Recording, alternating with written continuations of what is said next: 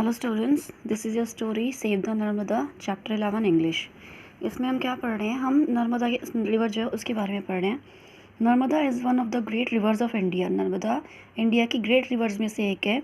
It is believe that it is older than Himalayan river. जो हिमालय से नदियाँ निकल रही है उससे भी पुरानी है।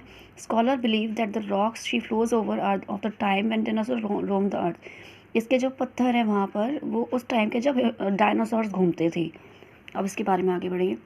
नर्मदा जो है 5वीं रिवर है इंडिया की। Narmada is the fifth biggest river in India. She springs from the top of Amarkantak. Amarkantak से आती है ये। The highest peak of the Maikal mountain in eastern Madhya Pradesh. Maikal mountain जो है मध्य प्रदेश में, वहाँ से आती है। To begin her course of 1.245 kilometre between the Vindhya and the Satpura ranges. इसका जो यात्रा है 1.245 किलोमीटर के, जो विंध्या से सतपुरा रेंजेस की तरफ चलती है। साउथ वेस्ट से अरेबियन सी की तरफ जाती है और अपना पानी ये गल्फ और खंबात गुजरात तक पहुंचाती है। रिवर जो है इसलिए जानी जाती है, the river is known all over the world for the large number of massive dams that have been built across her. इसके ऊपर बहुत सारे डैम्स बने हैं, उसी चीज़ के लिए जानी जाती है। In ancient time people consider rivers as goddess and told stories called myths about them. पहले के टाइम में हमारे हिंदुस्तानियों में हर चीज़ को भगवान से जोड़ दिया जाता है, कहानियाँ गढ़ दी जाती है। मिथ माने कहानियाँ।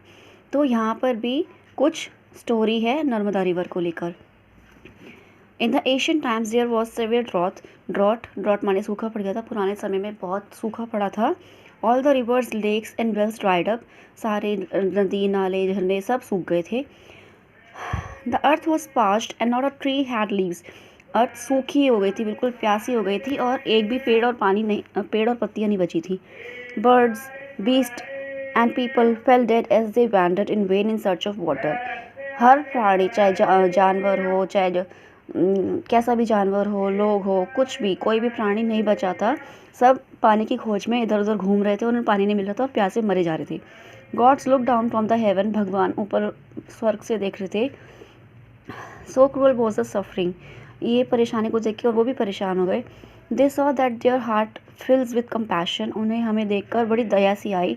दे all went together to pray lord Shiva who was meditating at Amarkantak.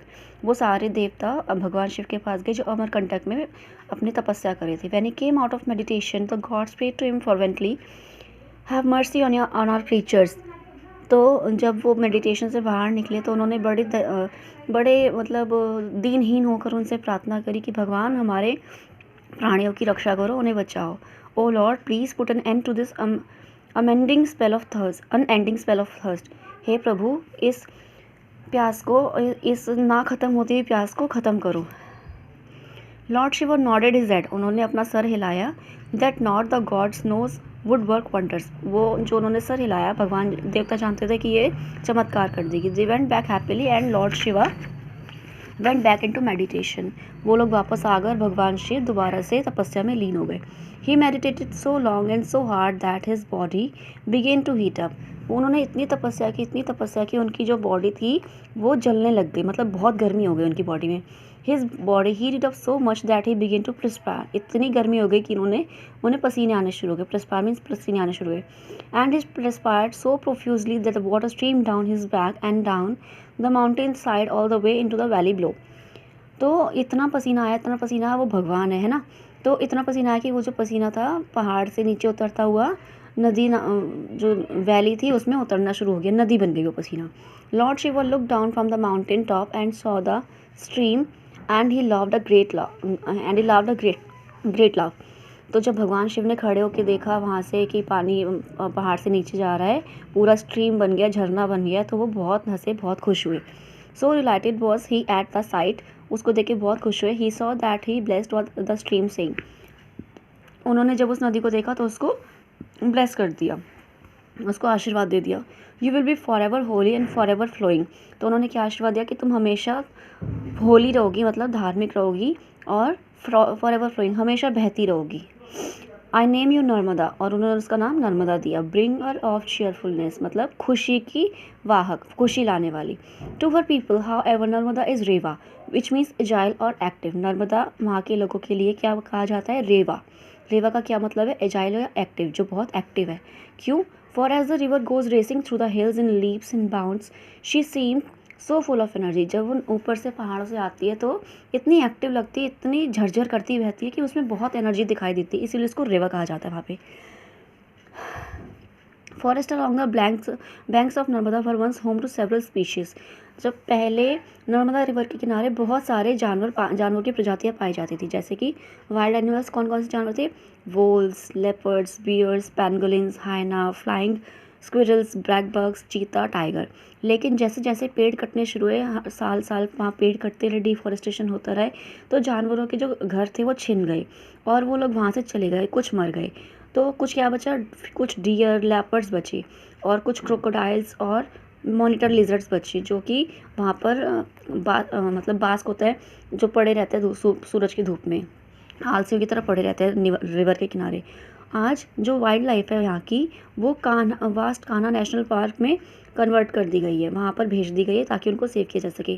जैसे tiger, deer, langurs, wild boars, jackal, sloth bears, panthers, इन सबको जंगल में वहाँ कान्हा नेशनल पार्क में छोड़ दिया है और वहाँ पर वो हंटिंग के डर से बचे हुए हैं और खूब खुले में आराम से जीते हैं। बर्ड्स भी है वहाँ पर। And the grey and painted partridge, a scheme known as, अब वहाँ पर एक स्कीम चलाई गई है, प्रोजेक्ट टाइगर। ये कान्हा नेशनल पार्क में चलाई गई है ताकि इंडिया के टाइगर्स को बचाया जा सके। 1974 में जो पार्क था, टाइगर रिजर्व घोषित कर दिया गया था ताकि टाइगर की स्पीशीज़ को बढ़ाया जा सके। Many tribal people live in the forest and village close to Narmada. कई ट्राइबल पीपल जंगल में रहते हैं, नर्मदा के जो आसपास के जंगल हैं उनमें। ये कहा जाता है कि उनकी लाइफ नर्मदा रिवर से अलग नहीं कही जा सकती, सेपरेट नहीं कर सकती, उसी से जुड़ी हुई है पूरी ज़िंदगी उनकी। जो नोमैडिक पीपल है, ट्राइबल पीपल है, उनकी जो स्टोरी हैं, सॉन्ग्स हैं, बिलीव्स हैं, कस्टम है, कल्चर है, उनका सब कुछ इसी नदी से, इसी जंगल से जुड़ा हुआ है। अगर ये चला गया तो वो बहुत कंफ्यूज हो जाएंगे और बर्बाद हो जाएंगे, ख़त्म हो जाएंगे। So strong is the bond that this people have shared with Narmada. उनका जो नर्मदा से रिश्ता है बहुत गहरा है। She has always belong to them and they to her. Narmada उनकी है और वो नर्मदा की है। But now this bond may not go on much longer. मगर अब ये जो उनका रिश्ता ये बहुत लंबा नहीं चल पाएगा। क्यों? Narmada river that was born to bring water and life back to a lying land is now being called once again to the same mission. अब दोबारा, जैसे नर्मदा को पहले कहा गया था कि मरते हुओं को उसने जीवन दिया था, अब दोबारा यही काम उसको करना है। मगर उसमें क्या होगा? On this mission she will have to flow into remote regions in Rajasthan and Gujarat. तो जो राजस्थान और गुजरात के इलाके जहाँ पे पानी नहीं है, वहाँ पर नर्मदा को ले जाना था, जहाँ पर बहुत कम बारिश होती है। नो बिग रिवर्स, वहाँ पर कोई बड़ी नदी नहीं है और पानी की बहुत कमी है राजस्थान और गुजरात में। These two states have planned to move vast quantities of the river water into those dry, thirsty regions. अब क्या मिशन था कि जो नर्मदा का पानी है वो इन दो रीजन्स में पहुंचाया जाए, to water farmlands and to generate electricity to light up millions of houses.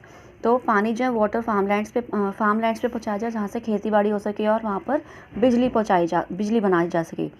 In short, this will bring smiles to the faces of those people. इससे उन लोगों के मुंह पर स्माइल आ जाएगी। क्यों आएगी? क्योंकि उनको ज़िंदगी मिल जाएगी, इस वजह से उनके घरों में बिजली आ जाएगी। To carry out their plans they have set up the biggest dam building agency over. तो अपने प्लान्स को पूरा करने के लिए उन्होंने सबसे बड़ी बिल्डिंग एजेंसी बनाई, डैम बिल्डिंग एजेंसी बनाई, और उसको नर्मदा वैली अथॉरिटी कहा गया, जिसके अंदर ये डैम्स बने थे। The task of this agency to dam the Narmada. इनका टास्क क्या था कि नर्मदा पर डैम बनाया जाए। The work of the agency is known as the Narmada valley project, और इसी काम को नर्मदा वैली प्रोजेक्ट कहा गया। जो प्रोजेक्ट था सबसे पहले 1940s में हमारे प्राइम मिनिस्टर पंडित जवाहरलाल नेहरू ने शुरू किया था, लेकिन ये प्रोजेक्ट रियलिटी में नहीं आ पाया 1979 तक, कुछ लीगल प्रॉब्लम्स की वजह से। It is suppose to be finished in 2025, तो 2025 में ये प्रोजेक्ट ख़त्म करने की उम्मीद की गई थी।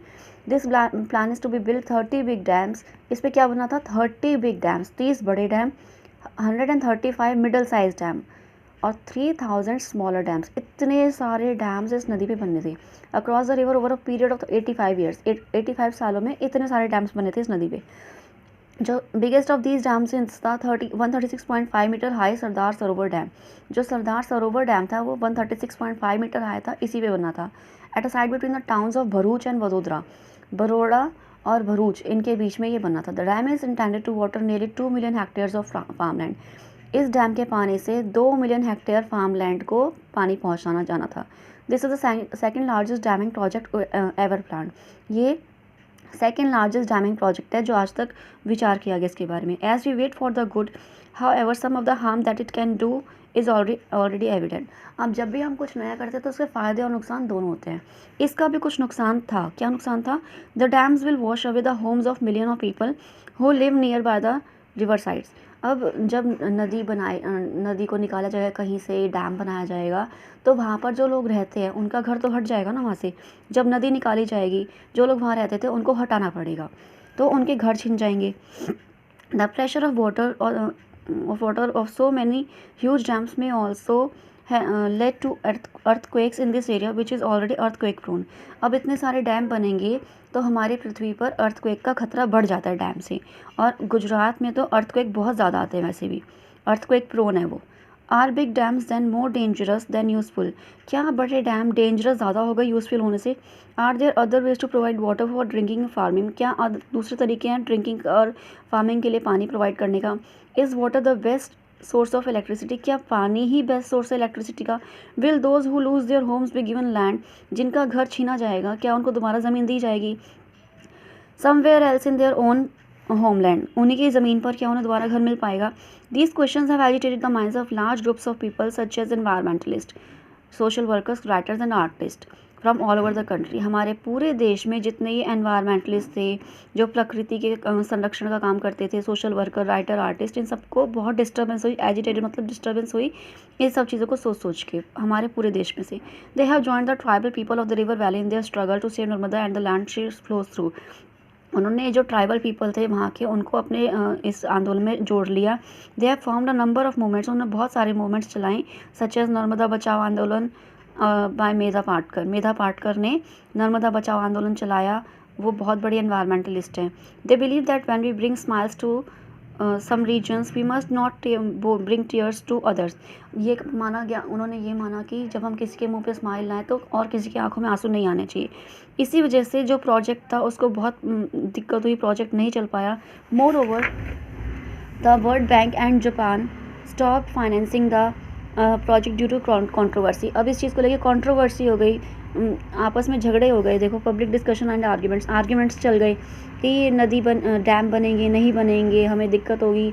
तो अब ये अनक्लियर हो गया कि दोबारा प्रोजेक्ट कब कंप्लीट होगा. What the final outcome of the project will be और when it will be completed. क्या इसका निष्कर्ष निकलेगा, कब ये कंप्लीट होगा, ये बीच में ही रह गया काम.